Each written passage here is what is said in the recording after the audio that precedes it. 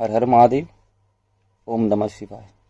आज का हमारा विषय आपने देख ही लिया होगा क्या है, परंतु आज का विषय शुरू करने से पहले मैं आपसे कुछ सवाल करना चाहूँगा।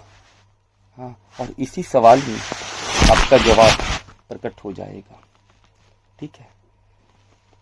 अगर एक आम व्यक्ति किसी मृत व्यक्ति के पास बैठ करके महामृत्युंजय मंत्र का उच्चारण करता है तो क्या उस मृत शरीर में प्राण की स्पंदन प्रारंभ हो जाती है?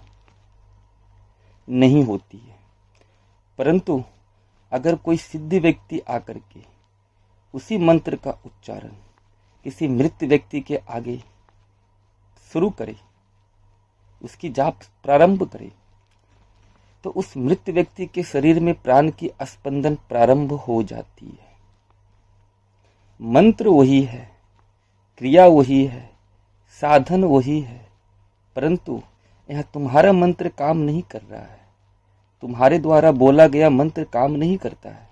परंतु अगर यही कोई सिद्ध व्यक्ति आकर के उसी मंत्र का जाप करे तो ये प्राण की स्पंदन प्रारंभ हो जाती है। यही सवाल हमारा है।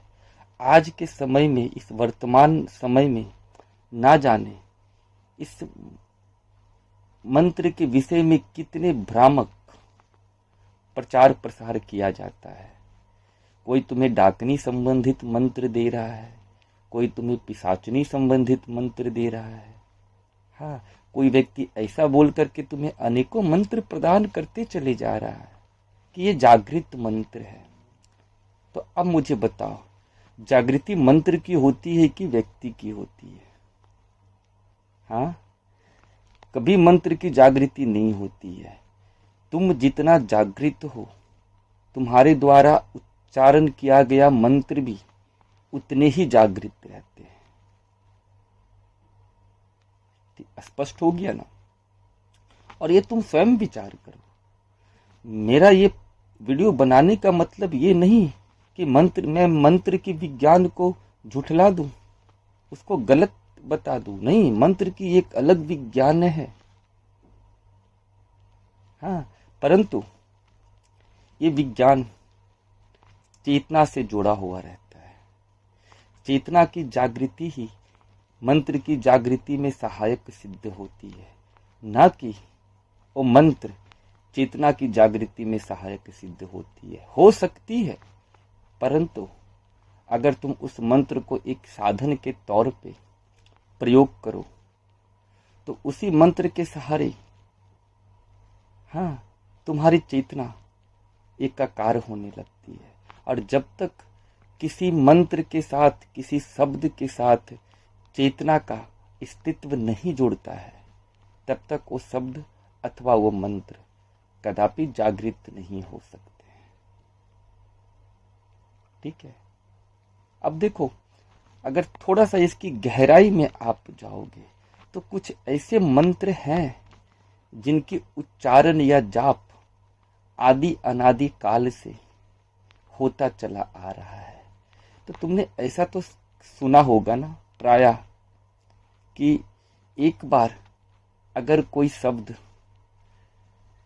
या फिर कोई भी शब्द अथवा विचार अगर शब्दों का रूप ले ले, वाणी का रूप ले ले, जाप का रूप ले ले, अब भौतिक स्तर से वो तुम्हारे जिह्वा के द्वारा प्रकट हो जाए, तो उसकी अस्तित्व कभी खंडित नहीं होती है।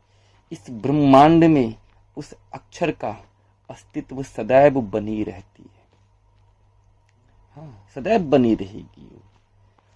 तो इस प्रकार से अगर आप समझना चाहोगे तो आदि अनादि काल से ना जाने तपस्वी, ऋषि, मनीषी अथवा अनेकों साधक के द्वारा अनेकों मंत्र का उच्चारण किया जा रहा है।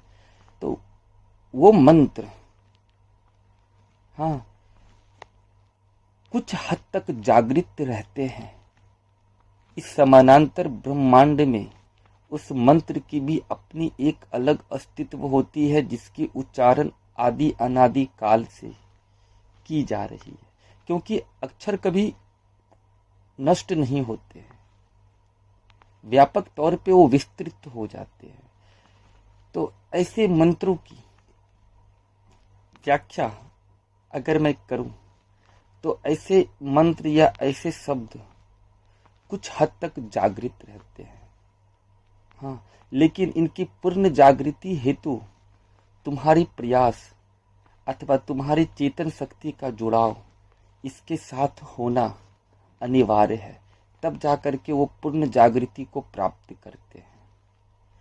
तो मेरा यह कहने का मतलब ये है कि तुम्हारी जागृति का ही संबंध मंत्र अथवा शब्द की जागृति से होती है, ना कि शब्द अथवा मंत्र की जागृति का संबंध तुम्हारी जागृति से होती है।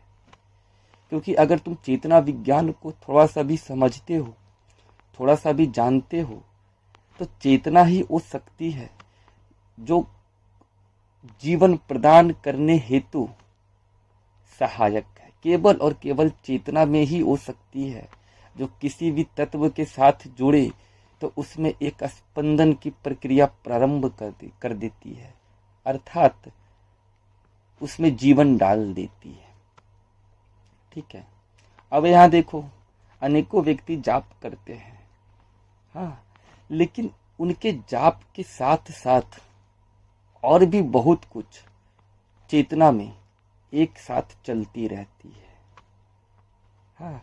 तो जब तक जाप करने वाला स्वयं जाप नहीं बन जाता है, तब तक वो मंत्र पूर्ण रूपेण कभी जागृत नहीं होती है।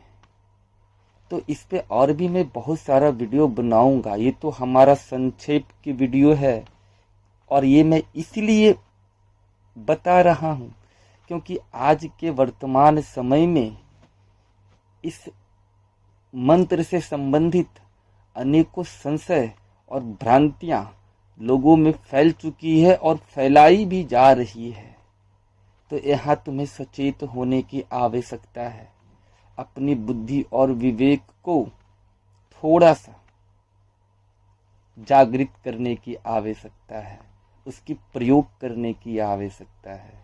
हाँ, एक चीजें मैं यहाँ और स्पष्ट रूप से बता देता हूँ जिससे आपको इसे समझने में कोई परेशानी या बाधा नहीं होगी। ठीक है ना, कि जिस प्रकार किसी भी शब्द को अगर मंत्र के रूप में चयन किया जाता है, हाँ, और निरंतर अगर आपके द्वारा ऐसे शब्द का उच्चारण बार बार की जा रही है, तो एक समय ऐसा भी आता है कि आप स्वयं जाप स्वरूप हो जाते हो, अक्षर स्वरूप हो जाते हो। आपकी चेतना उस अक्षर के साथ इस प्रकार एकाकार हो जाती है कि वो अक्षर अथवा जाप तो शेष रह जाती है, परंतु आपकी अस्तित्व शेष नहीं रहती है। आपकी समूचा अस्तित्व, सारी प्राण ऊर्जा उस अमुक शब्द अथवा जाप के साथ एकाकार हो गई। यही मंत्र सिद्धि की सबसे बड़ी सूत्र और समीकरण होती है। और जब तक आपकी चेतना किसी मंत्र अथवा शब्द से एकाकार नहीं हो सकती है, नहीं होती है, तब तक हाँ, उस मंत्र की जागृति संभव भी नहीं हो पाती है। तो यहाँ कुछ सवाल आप खुद से करो। अगर आज आप इस अंधविश्वास और भ्रम को से मुक्त होना चाहते हो, अथवा आप मुक्त हो, तो आप भी, आपका फर्ज बनता है कि आप और भी लोगों को इसके प्रति जागृत करो, समझाओ, उनके चित्त में व्याप्त भ्रम को दूर करो। नहीं तो ऐसे पाखंडी लोग इस तरह का कार्य करके लोगों को अपने पाखंड का शिकार बनाते रहेंगे। देखते हो ना, प्राय वशीकरण मंत्र, उच्चाटन मंत्र, मारन मंत्र, तारन मंत्र, डाकनी मंत्र, पिशाचनी मंत्र, अनेकों ऐसे मंत्र लोगों को प्रदान की जा रही है। और यहाँ तक मैं तो ये भी देखा हूं कि इस मंत्र का उच्चारण करो और भूत भविष्य और वर्तमान को जान लो। वाह, ये क्या है? स्वयं विचार करना। और मैं एक बात और आपको बता देना चाहता हूँ, कभी भी मेरे शब्दों को पकड़ने की प्रयास मत करना।